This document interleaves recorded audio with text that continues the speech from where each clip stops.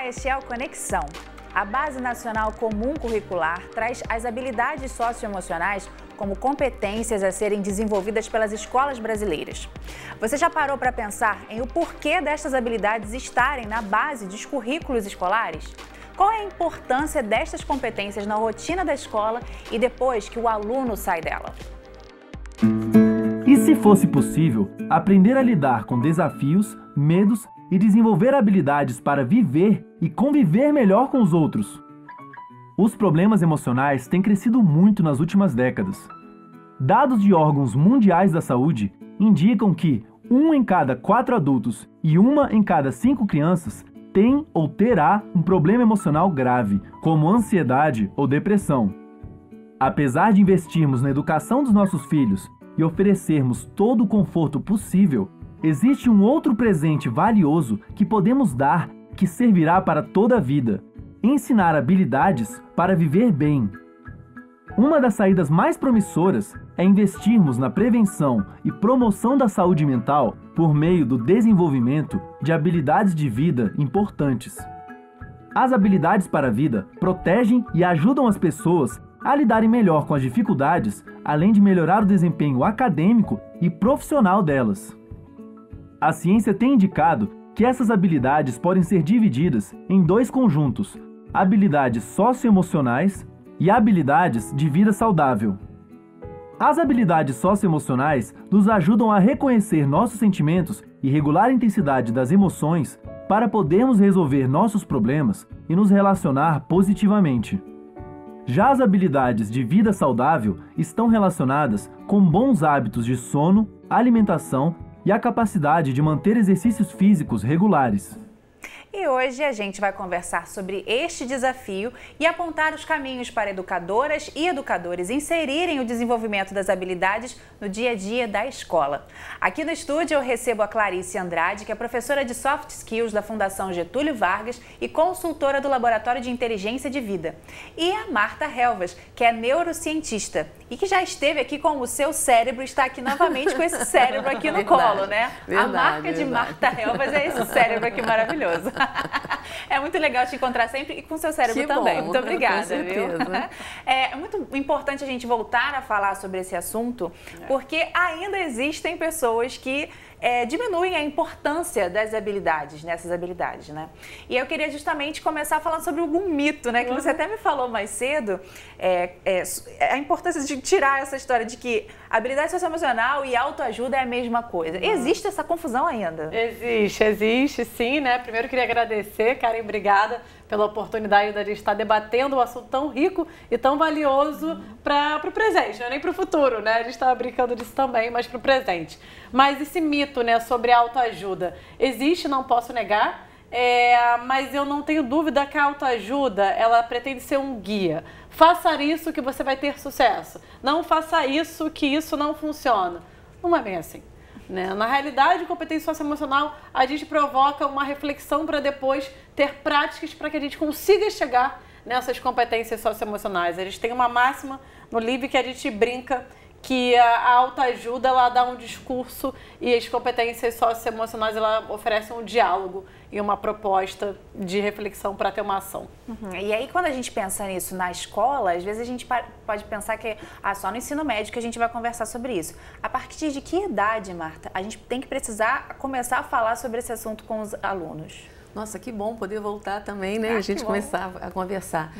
Na verdade, Karen, a gente não precisa pensar somente no estudante logo na escola infantil. Nós precisamos pensar nisso numa relação pré-natal. Essa relação de formação de novas conexões neuronais e dos estímulos, elas já fazem parte da gestação, né? No período exatamente até a 12ª semana da gestação, toda a estrutura encefálica ela é construída. Na verdade, os neurônios, quando nós já nascemos com eles precisam ser conectados. E essa conexão é feita exatamente por estímulos.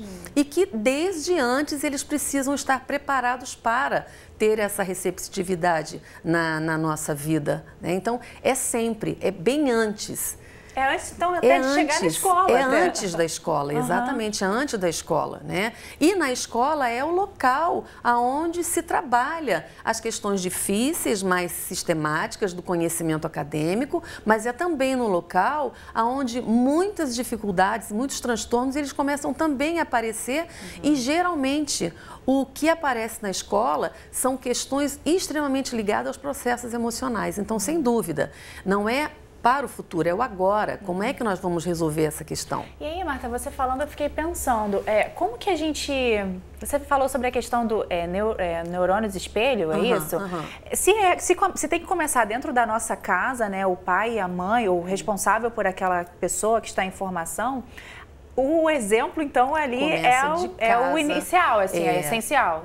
Por exemplo, aqui na estrutura do nosso encéfalo, né, nós temos uma parte do córtex, que é uma estrutura de neurônios especializados. Nós ganhamos um neocórtex. Estudo recente da Universidade de Parma, segundo o neurocientista Giacomo Rizzolatti, na verdade ele descobre os neurônios espelho a princípio para a relação motora e depois foi visto que tem uma função cognitiva. Então, sabe aquele exemplo que a vovó sempre dizia para a gente assim, cuidado com o que fala ao lado da criança, porque ela vai assimilar e assimila mesmo. Isto é por conta da questão do neurônio espelho, que hoje é reconhecido como o neurônio do aprendizado, o neurônio da leitura. Enfim, então é muita responsabilidade que o adulto tem, que esse educador, professor tem, em relação de tudo que está presente com a criança.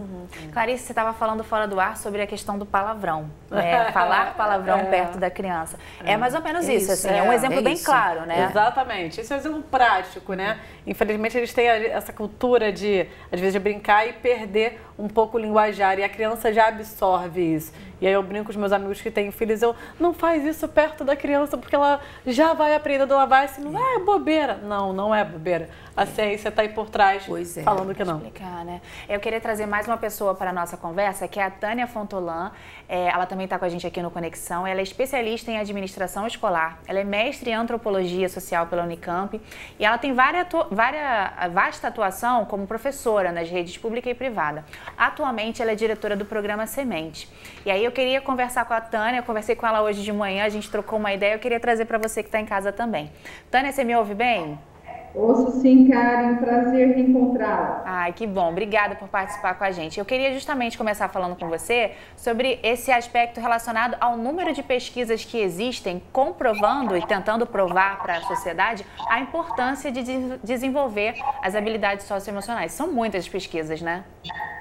Não, exatamente. Eu acho que já foi mencionado aí no programa, né, um certo achismo que às vezes associa desenvolvimento socioemocional, por exemplo, autoajuda, né, e eu corroboro fortemente essa diferença, mas até para nos afastar de qualquer achismo acerca da importância do desenvolvimento desses domínios, há uma série de pesquisas feitas em nível internacional, inclusive longitudinais, né, ou seja, indivíduos acompanhados anos ou décadas depois que saíram da escola, né, e, portanto, através de referenciais muito objetivos, que acabaram comprovando que quem tem formação socioemocional, ainda que com outros nomes, né, dependendo do país, mas formação socioemocional sistematizada, como um objeto de conhecimento, como um objeto de preocupação das escolas, tendem a ser depois adultos mais equilibrados, né? Com mais empregabilidade, com menos problemas com a justiça e com uma interação social de médio prazo no seu entorno muito mais saudável e muito mais produtiva em largo aspecto. E Tânia, você me falou um outro ponto que eu achei super legal da gente trazer para as educadoras que assistem a gente, de que é importante talvez virar algumas chaves em relação ao conceito, né? Assim, ao conteúdo conceitual que é levado na escola e equilibrar melhor o tempo mesmo para tentar desenvolver essas habilidades, né? Eu diria que nós, a minha geração de professores, né, certamente foi formada num paradigma que era talvez muito conteudista, né, de uma relação ensino-aprendizagem em que a função da escola era transmitir conhecimentos. Óbvio que essa é uma dimensão que continua muito importante, porque eu acho que a escola também precisa ajudar a criar um repertório, né, ou, para usar uma metáfora, né, a dar mapa e bússola para o menino se entender e entender o mundo que o cerca e como esse mundo se constituiu. Mas também é verdade que há décadas atrás havia coisas que ou você aprendia na escola ou você tinha poucos espaços para aprender fora dela. Acho que nos dias que se seguem, né, com o smartphone na palma da mão, tem uma série de informações que você consegue encontrar com muita facilidade. Além do fato de que parte dessas informações, elas acabam atualizadas continuamente. Então, havia certa importância que a memorização de informações tinha há algumas décadas, que, enfim, essa importância, na verdade, está muito relativizada. Então, se o conhecimento conceitual, eu acho que precisa de uma releitura e precisa de um outro enquadramento dentro da escola, eu acho que, paralelo a ele, a escola também cuidar mais dos aspectos relacionais, né? E desse desenvolvimento socioemocional, que vai fazer com que o menino se compreenda melhor, e se compreenda melhor, inclusive na interação com as pessoas que são iguais ou que são diferentes, eu acho que compõe um aspecto super importante da formação e que vai ter uma repercussão super importante ao longo da vida desse menino, né, quando depois ele sair da escola e ele tiver condições de fazer as suas próprias escolhas e de interagir com o seu entorno de um jeito mais bacana. Isso é super interessante de observar, e aí a gente está começando a entrar no aspecto relacionado à visão do educador e da educadora, né? E você falou um negócio, Clarice, que realmente me emocionou muito, assim, é como que o educador e a educadora tem que enxergar o aluno. A gente tem ainda uma visão que o aluno entra no colégio, né, ou na universidade, ele é alguma coisa. Não, ele não é alguma coisa, ele está alguma coisa, ele pode se desenvolver para além daquilo. Ele não é uma caixinha fechada, ele é uma caixinha em constante aprendizado, né? O cérebro, ele tem o seu desenvolvimento ápice até, se não me engano, 25 anos, não é isso, Marta? Que ele pode... Isso, que depois ele pode se mudar. Ele vai mudando, ele vai melhorando, ele vai se desenvolvendo, ele vai aprendendo mais. Então, a gente não é... A gente está, óbvio que a genética influencia, tem uma influência, só que o ambiente, ele pode propiciar muito mais e a gente tem que olhar para isso. A gente realmente tem que ter um cuidado maior com os estímulos que a gente recebe e o que a gente está desenvolvendo. E, Marta, ainda existem muitas educadoras e educadores que têm esse raciocínio dessa síndrome de Gabriela? Sim. Tem sim, né? Do tipo, fiz o meu planejamento ele tem que ser agora para o tempo todo, não ver o singular no múltiplo e o múltiplo no singular nessa sala de aula, entendendo que essa estrutura cerebral, ela tem um potencial chamado de neuroplasticidade cerebral, produzido pelas células da glia, né? Podemos perder neurônios, então até temos declínios em determinadas etapas da nossa vida, mas nós não perdemos a capacidade do aprendizado, nós aprendemos a vida inteira. Então, quando esse professor, educador, pais, eles começam realmente a entender um pouco mais essa biologia, como funciona, ele entende que não é a quantidade de estímulos que possa dar para o cérebro do jovem, ou até para ele mesmo, mas é a capacidade que ele tem da qualidade da informação. Então, a gente precisa ter qualidade na informação, né? E você falou sobre saber como o cérebro funciona e que ele continua ali para sempre, né? O tempo todo. E aí, nesse ponto aí que eu fico pensando, como é que a gente desenvolve, assim, como que deve ser um plano de um educador, de uma educadora, para pensar, eu quero que esse menino desenvolva a empatia, desenvolva a solidariedade, né? Esses aspectos, assim, que a gente está precisando tanto nesse mundo, né, Marta? O que eu percebo começa do educador, começa pelas suas atitudes, porque quer queira, quer não queira, na sala de aula, o outro, ele sempre é olhado, né? Então, como é que eu posso querer que o meu estudante seja de uma maneira se eu me represento de outra? Neurônios espelhos. Então, eu preciso fazer exatamente aquilo que eu acredito e aquilo que realmente eu vejo que é o melhor para o meio social. Eu quero mostrar agora um vídeo que foi produzido pelo Instituto Ayrton Senna e fala sobre a importância de desenvolver essas habilidades. Veja só. Muitas vezes eu gostava da minha escola. Mas às vezes eu achava meio chato, porque tinha muito desses professores que passam a matéria e aí aquela aula de ciências, você não vê como o seu corpo, ou a aula de história como a sua história. É uma data, é uma coisa. apartada da vida. Acho que isso atrapalha. Quando o conhecimento é apartado da vida, qual o interesse? O mundo é nosso ponto de partida e ponto de chegada, não são os livros no sentido do livro didático. Passear pelo campo, andar pela cidade, ir aos museus, assistir shows, frequentar as fábricas, as roças. Você não pode olhar apenas para o que a gente chama das habilidades cognitivas. Elas são importantes, ninguém está desmerecendo. O aluno tem que aprender português, o aluno tem que aprender matemática. Porém, a escola tem um papel muito maior do que ensinar português e matemática. Isso a gente já sabe por intuição, mas quando começam a sair muitos rankings de escolas que medem apenas esse desempenho cognitivo, há uma pressão dos pais, e aí eu estou falando de pais, inclusive de classe média, de querer, assim, achar que a coisa mais importante é a nota da escola no Enem. A escola acabou privilegiando historicamente todo esse campo de habilidades cognitivas, só que o mundo está precisando de mais do que isso. O mundo está precisando de habilidades como cooperação, como tolerância, capacidade de cooperar, trabalhar em equipe para alcançar resultados. Afinal de contas, a educação olha para a formação de uma pessoa, né? De uma pessoa na sua integralidade, de uma pessoa que está na sociedade, que vai se integrar dali a algum tempo como profissional, que vai virar pai, que vai virar mãe. Então, sabe, essa pessoa que precisa ser olhada pela escola.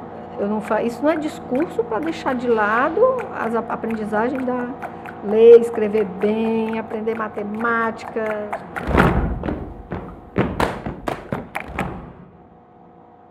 É muito interessante observar, né? Porque todo mundo parece que está falando a mesma coisa mesmo, assim. Todo mundo tem a mesma sensação, né? De que precisamos de mais tolerância, de saber conviver com quem é diferente.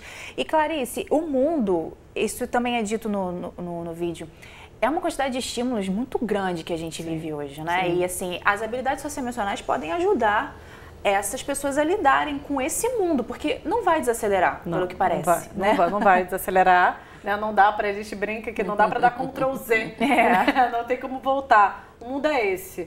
E quando a gente tem um projeto de habilidade socioemocional que de preferência começa em casa, se possível, mas numa escola que favoreça, como o Lívio, por exemplo, a gente pode criar nesse aluno um senso do todo, um senso primeiro dele, de o que ele pertence ao mundo, depois o que ele pode fazer. De novo, ele não é alguma coisa, ele está... que isso tem a ver com o mindset de crescimento, que a gente vai falar um pouquinho mais para frente, e é possível, porque não há dúvida que esse aluno ele tem muito mais estímulo, como você falou, o que eu acho positivo até para o cérebro, como a gente está falando, que a gente pode desenvolver outras competências que até hoje a gente não sabe. Ok, mas o quê? Da onde? Tanta fonte, mas a gente controlar essa ansiedade também do aluno, e é fundamental um projeto de habilidade socioemocional.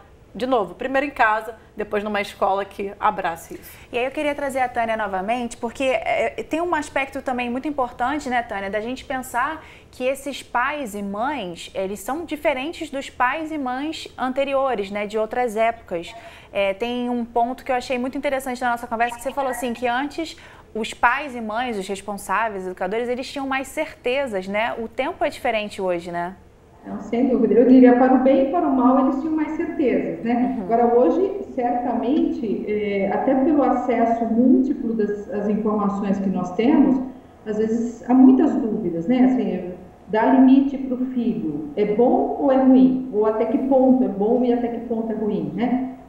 Deixar um certo liberou geral, né? Porque às vezes algumas linhas levam a isso como se fosse uma maneira dele se desenvolver. Isso é bom ou isso é ruim? Então, as famílias, às vezes, elas vivem também a angústia de ter mais possibilidades e junto com maiores possibilidades, mais incertezas, né? Somado, talvez, a uma questão também de falta de tempo, enfim, um conjunto de fatores que faz com que, às vezes, essa sociabilidade familiar também acabe comprometida, né? E acabe também gerando, ou às vezes estimulando, meninos que têm pouca tolerância à frustração, que têm problemas em conviver com a diversidade, né? As famílias também estão cada vez menores, ou eu acho que de certa forma as pessoas estão cada vez mais convivendo em bolhas, né? Em que há muita similaridade de valores e de atitudes, E aí, quando você vai para um mundo maior e você encontra essa diversidade na prática, às vezes você não sabe muito lidar com ela. Né? E Tânia, a gente está mostrando agora o site do Programa Semente, é programasemente.com.br, e vocês buscam trabalhar, né? Vocês têm programas dentro, disponibilizados e pensados para as escolas, é isso, né?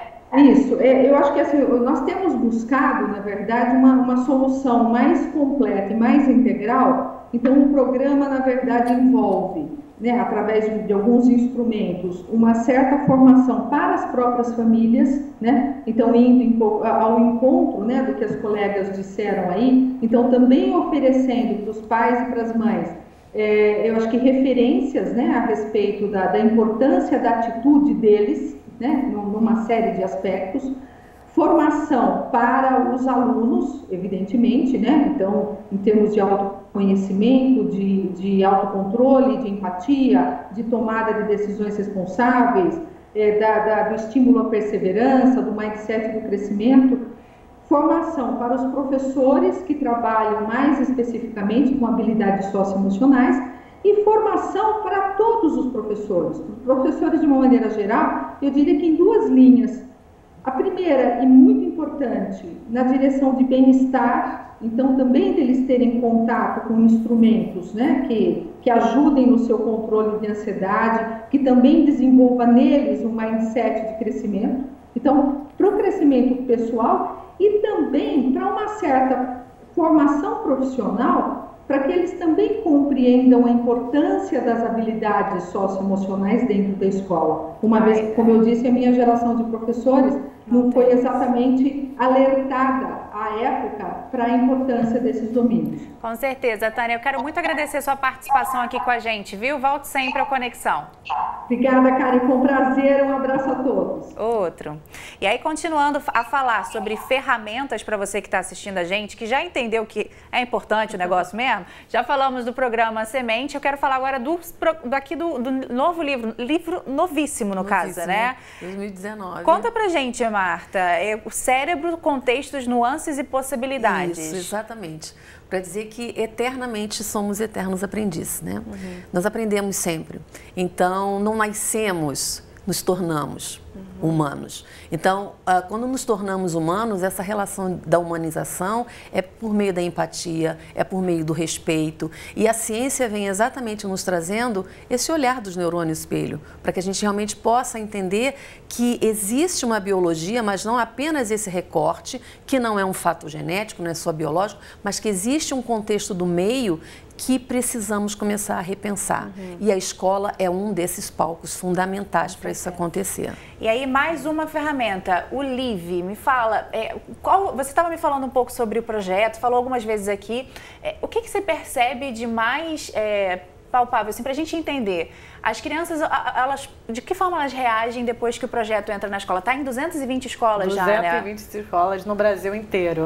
E realmente o impacto que a gente percebe tem a ver com a questão da inteligência emocional e das habilidades socioemocionais e com o relacionamento com a família e com o todo. Então, a gente pretende ser um pilar socioemocional na escola, desde o ensino infantil até o ensino médio, com uma linguagem para cada segmento, para favorecer esse diálogo e trazer à tona a importância dessas competências para transformar o indivíduo na sua integralidade, na sua totalidade, que ele não é alguma coisa, ele está alguma coisa. O site é inteligenciadevida.com.br, para quem quiser mais informações, né? E eu queria também dar mais uma dica, porque a gente está falando de um negócio importante, estamos também mostrando os caminhos, né? Acho que é isso que é legal da gente aqui no Futuro, a gente está sempre tentando encontrar caminhos. A gente vê o Live, que é um projeto, que é um investimento, né? Tem um investimento financeiro, mas tem também como você estudar essas habilidades socioemocionais aí de graça. Vamos lá no futura.org.br/cursos online. Lá no site do Futura tem uma trilha de conhecimento dedicada às habilidades socioemocionais. Ali você vai ver. Você clica ali, iniciar trilha. Esse projeto foi desenvolvido em parceria com o Porvir. E aí você pode estudar ali, ó, de graça, pensar sobre as questões socioemocionais, fazer essa trilha no seu tempo e é super legal. A gente consegue mostrar, Bernardo, por favor, o site do inteligenciadevida.com.br, esse é o site, né? Ali dá para ter mais informações, né? inteligenciadevida.com.br. E a nossa ideia, como a gente já tem falado aqui no Futura, a gente está no mês da educação, a nossa hashtag é nenhum para trás, e eu realmente acredito que se as nossas escolas, nossos educadores, se a gente, todo mundo, né, realmente desenvolver as habilidades socioemocionais, a gente vai ter um país mais tolerante, mais inteligente, não sei, posso falar que é mais inteligente? Agora eu não sei, porque inteligência não se mede. Mas teremos mais tolerância, a gente precisa, né, de tolerância, de pessoas que estão ali integradas. Eu quero muito agradecer a participação de vocês. Quero convidar já para voltar com o seu cérebro, viu? Voltar para a gente falar sobre o mindset de crescimento, mais tempo falar sobre isso. Super legal. Vamos pesquisar juntos, tá? Obrigada, viu, gente, por estarem com a gente aqui. A você de casa, muito obrigada pela sua companhia também. Se você quiser rever, basta entrar lá no futuraplay.org. Muito obrigada pela sua companhia. Continue com a gente. Nenhum para trás, viu? Coloque essa hashtag no seu coração que já está com a gente aqui no Futura. Um beijo.